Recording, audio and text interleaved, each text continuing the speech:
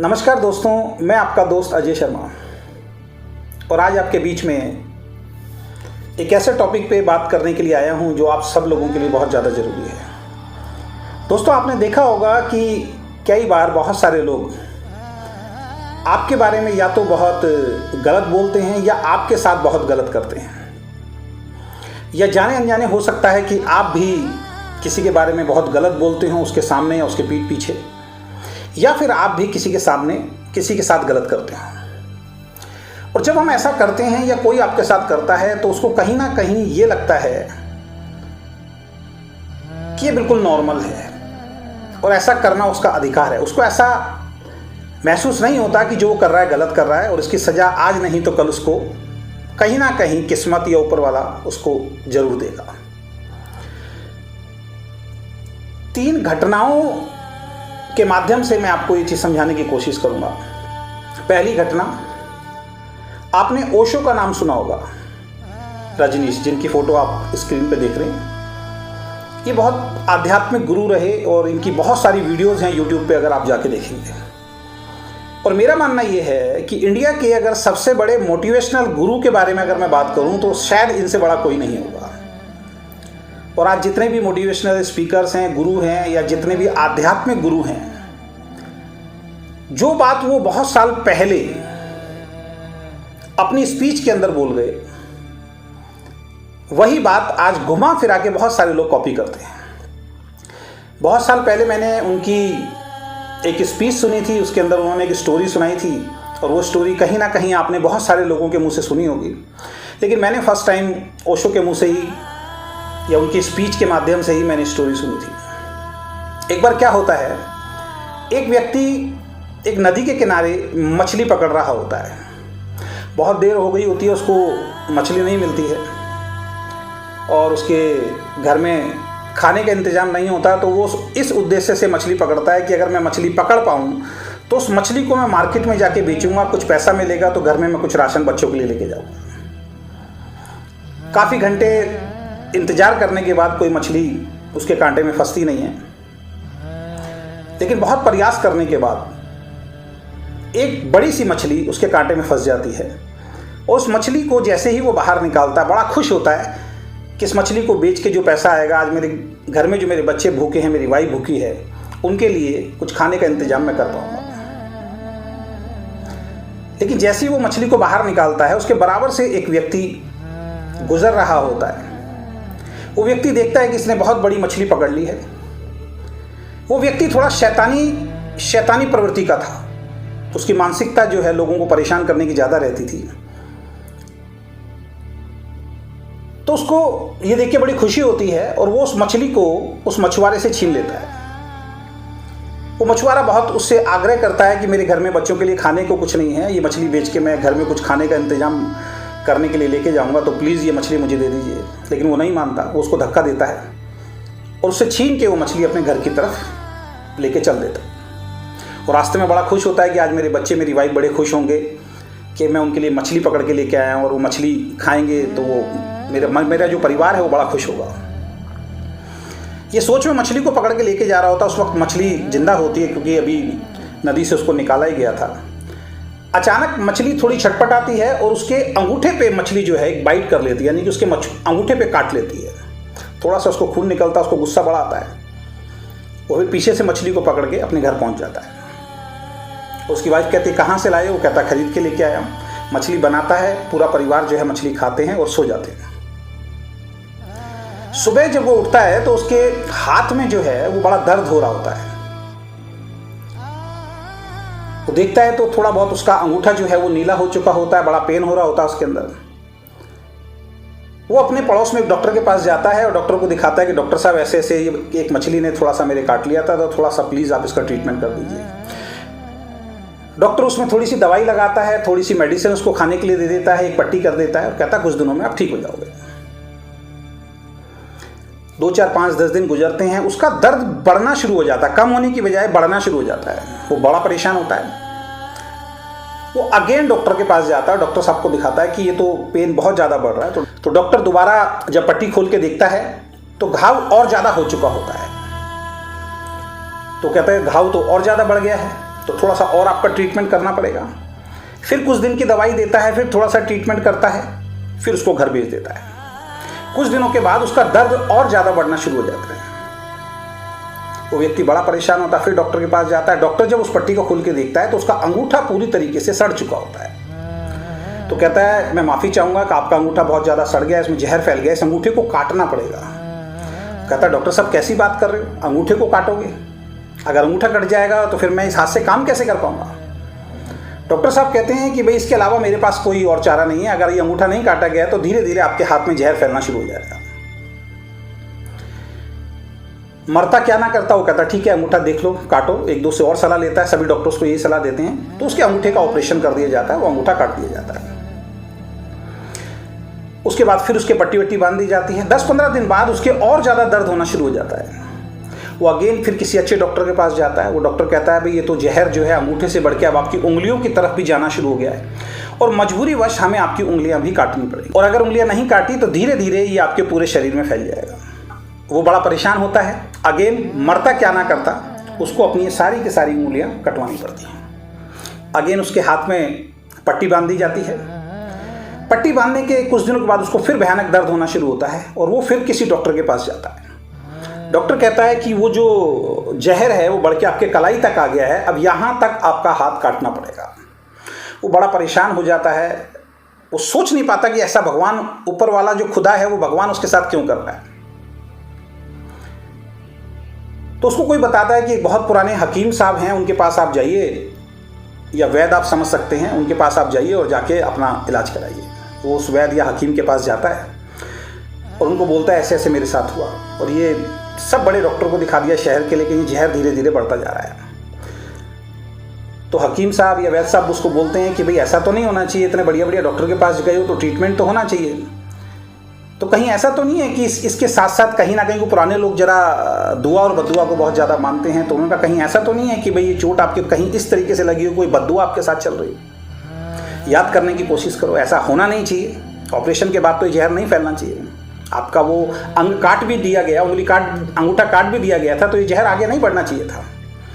तो बहुत कोशिश करता है सोचने की, अचानक उसको ध्यान आता है, वो बताता है, वो पूरा वाकया उसको बताता है कि ऐसे ऐसे एक आदमी मछली पकड़ रहा था अपने बच्चों के लिए, उसके घर में खाने को कुछ नहीं था और मैं ज़बरदस्ती उससे मछली छीन के लेके आया था और बाद में इस मछली ने मेरे हाथ पे काट लिया था। तो वैद्य कहता है कि भाई अब इसका इलाज दवा से नहीं होगा, इसका इलाज तो दुआ से ही होगा। उस व्यक्ति ने आपको दिल से बद्दुआ दी है और वो बद्दुआ काम कर रही है और ये जहर तुम्हारे शरीर में धीरे धीरे फैल रहा है, क्योंकि वो आदमी बड़ा दुखी था उस वक्त। जिस वक्त तुमने उसको परेशान किया उस वक्त वो व्यक्ति बड़ा दुखी था और उसने दिल से तुम्हें बद्दुआ दी है। तो उसको कुछ हल नहीं निकलता। उसने कहा किसी भी तरीके से उस आदमी से मिलो और जाके उससे माफ़ी मांगो। वो व्यक्ति ढूंढता हुआ उसी गांव में उस तालाब के पास जाता है। बहुत ढूंढने के बाद उसको वो व्यक्ति मिल जाता है और जैसे ही वो व्यक्ति मिलता है वो उसके पैरों में गिर के माफ़ी मांगता है। वो व्यक्ति भूल चुका होता है। उसने कहा मैंने आपको पहचाना नहीं। उसने कहा इसी तरीके से आप एक दिन मछली पकड़ रहे थे अपने बच्चों के लिए और वो मछली मैं छीन के आपसे ले गया था और आप बहुत गिड़गिड़ाए थे, इसी तरीके से मेरे साथ मेरे पैरों में पड़ के आप गिड़गिड़ाए थे कि मैं अपने बच्चों के लिए खाने का इंतजाम कर रहा हूँ, ये मछली मुझे दे दो, लेकिन मैंने आपकी एक बात नहीं सुनी। तो आज उसका हश्र ये हुआ है कि मेरे हाथ में पूरा जहर फैल गया है और मैं हाथ जोड़ के तुमसे विनती करता हूँ कि मुझे माफ़ कर दो। तो उस मछली वाले ने उसको एक आंसर दिया कि वाकई उस दिन मेरे को मेरे बच्चों के लिए बहुत ज़्यादा ज़रूरत थी खाने की, और ये जो बद्दुआ जो मैंने तुम्हें दी थी वो वाकई दिल से दी थी, क्योंकि मैं बड़ा परेशान था।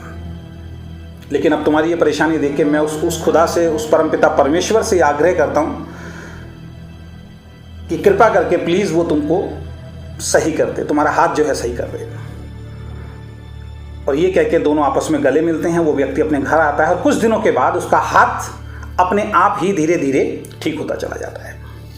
ये कहानी ओशो के मुंह से मैंने बहुत साल पहले सुनी थी, लेकिन बहुत सारे लोग हैं जो ओशो की बहुत सारी कहानियों को आपके सामने प्रेजेंट करते हैं, ओशो की बहुत सारी स्पीचेस को आपके सामने प्रेजेंट करते हैं, लेकिन वो उनका नाम नहीं बताते हैं। उसके पीछे का रीज़न क्या है? उसके पीछे का रीज़न ये है कि अगर वो ऐसा करेंगे तो कहीं ना कहीं पॉपुलैरिटी जो है वो ओशो को मिलेगी, शायद उस व्यक्ति को नहीं मिलेगी। तो ऐसी बहुत सारी हज़ारों कहानियाँ हैं जो ओशो ने बोली हैं। तो इस कहानी से आपको क्या सबक मिलता है? इस कहानी से आपको ये सबक मिलता है कि अगर आप किसी के साथ गलत कर रहे हैं, हो सकता है उसका रिजल्ट आपको आज ना मिले, लेकिन उसका रिजल्ट आने वाले वक्त में आपको ज़रूर मिलेगा। तो कोशिश ये कीजिए कि किसी भी व्यक्ति को आप गलत ना बोलें, और कोशिश ये कीजिए कि किसी व्यक्ति के साथ आप गलत ना करें। क्योंकि ऐसा कई जगहों पे देखा गया है कि बहुत सारे लोग जब किसी के साथ गलत कर रहे होते हैं, उनको इस बात का एहसास तक नहीं हो पाता कि आने वाले समय में उनके साथ जब वो इंसान बद्दुआ देगा तो उसका असर उनके जीवन पे कैसे होगा। और बहुत सारे लोगों के आप मुंह से आपने सुना होगा, अगर मैंने ये काम नहीं किया होता तो शायद मैं अपने जीवन में सुखी रहा होता। तो लाइफ में दुआ और बद्दुआ का असर हमेशा मिलता है। एक दूसरा घटना मैं आपको और सुनाना चाहूँगा, ये भी एक रियल घटना है। एक लेडी गांव के अंदर रहा करती थी और गांव में एक तालाब था, और जब भी उसका बच्चा कोई शैतानी करता था, वो तालाब पे जब कपड़े धो रही होती थी तो बार बार बच्चे को डराने के लिए एक बात बोलती थी कि अगर तू नहीं मानेगा तो इस तालाब में मैं तुझे डुबो दूंगी।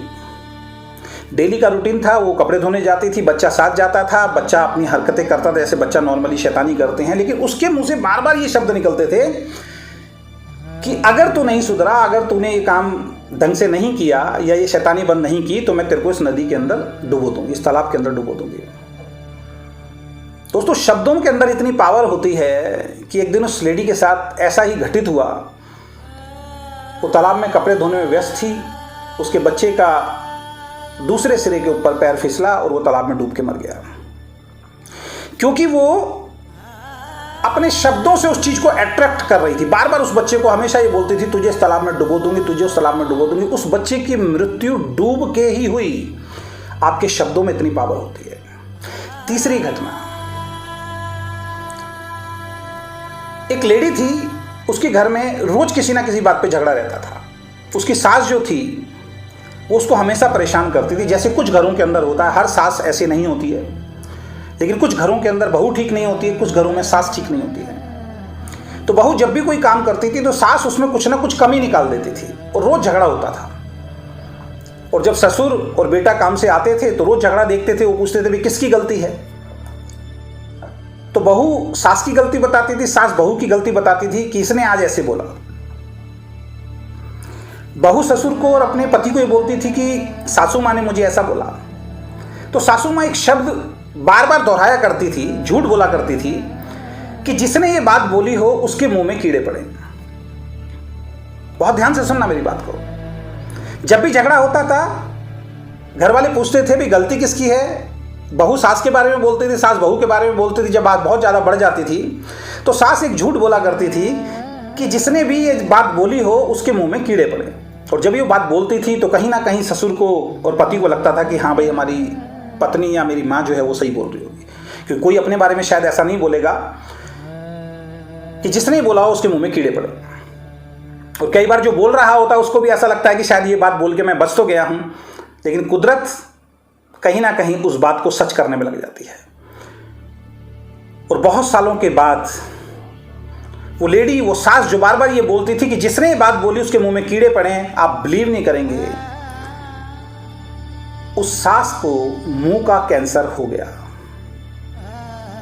तो ये 3 घटनाओं से दोस्त आप क्या शिक्षा ले सकते हैं? इन 3 घटनाओं से हम एक बहुत बड़ी शिक्षा ले सकते हैं कि कभी भी हम जाने अनजाने किसी के बारे में गलत ना बोलें, किसी को गलत ना बोलें। और दूसरा, जाने अनजाने हम किसी को दुख पहुंचाने की कोशिश ना करें। यानी जिस चीज पे हमारा हक नहीं है उस चीज को छीनने की कोशिश ना करें। जबरदस्ती चोरी करके या गलत तरीके से पैसा कमा के या किसी को परेशान करके पैसा कमाना, ऐसे बहुत सारे लोगों को देखा गया है जो किसी दूसरे को परेशान करके पैसा कमाते थे। जवानी तो शायद उनकी बहुत अच्छी बीती, लेकिन बुढ़ापा उनका पूरा खराब हो गया। आपके आसपास, आपके नज़दीक में भी ऐसे बहुत सारे लोग होंगे जिन्होंने बहुत गलत काम किए। जब वो कर रहे थे तो उनको नहीं पता लगा, उनकी लाइफस्टाइल बहुत अच्छी चली, लेकिन अंत समय के अंदर वो जो पैसा उन्होंने कमाया कोई भी उनके साथ नहीं था और उन्होंने अपनी पूरी ज़िंदगी जो ऐशो आराम से गुजारी थी, लेकिन अंतिम समय में ना वो पैसा काम आया ना लोग उनके साथ काम आए। तो दोस्तों, इस दुनिया में कमाना है तो एक चीज़ कमाइए और वो है दुआएं। लोगों के बारे में अच्छा बोलिए, लोगों के बारे में अच्छा सोचिए, लोगों के बारे में अच्छा करिए। अगर आप किसी का, कहावत है, अगर आप किसी का अच्छा नहीं कर सकते तो कम से कम उसका गलत तो मत कीजिए। तो आशा करता हूँ ये 3 घटनाओं के माध्यम से अगर आप किसी के बारे में गलत बोलते हैं तो आज के बाद गलत नहीं बोलेंगे। और अगर आप किसी के साथ जाने अनजाने गलत करते हैं तो आज के बाद जाने अनजाने गलत नहीं करेंगे, क्योंकि उसका फल आज नहीं तो कल आपको या हमें भोगना तो पड़ेगा। तो आशा करता हूँ ये वीडियो आपको पसंद आया होगा और आपके साथ कभी ना कभी किसी ना किसी ने गलत किया होगा या गलत बोला होगा, उस व्यक्ति तक भी ये वीडियो पहुंचाइए आप, जिससे वीडियो देखने के बाद हो सकता है उसके जीवन के अंदर परिवर्तन आ जाए और वो भी एक अच्छा इंसान बन सके। और अगर आप ऐसी गलती कर रहे हैं तो इस वीडियो को देखने के बाद अपने अंदर कुछ ना कुछ बदलाव कीजिए। कहीं ऐसा ना हो कि आज तो आप किसी को परेशान करके या किसी के साथ गलत करके खुश रहते हैं, लेकिन इन फ्यूचर वो समय का जो चक्र है वो घूम के वापस आएगा और उस वक्त आपको बहुत परेशानी होगी। तो इस वीडियो को आप ज़्यादा से ज़्यादा शेयर कीजिए। फिर किसी दिन एक बहुत ही बढ़िया टॉपिक के साथ मैं दोबारा से मिलूंगा। मैं आपका दोस्त अजय शर्मा। तब तक के लिए बाय बाय, टेक केयर।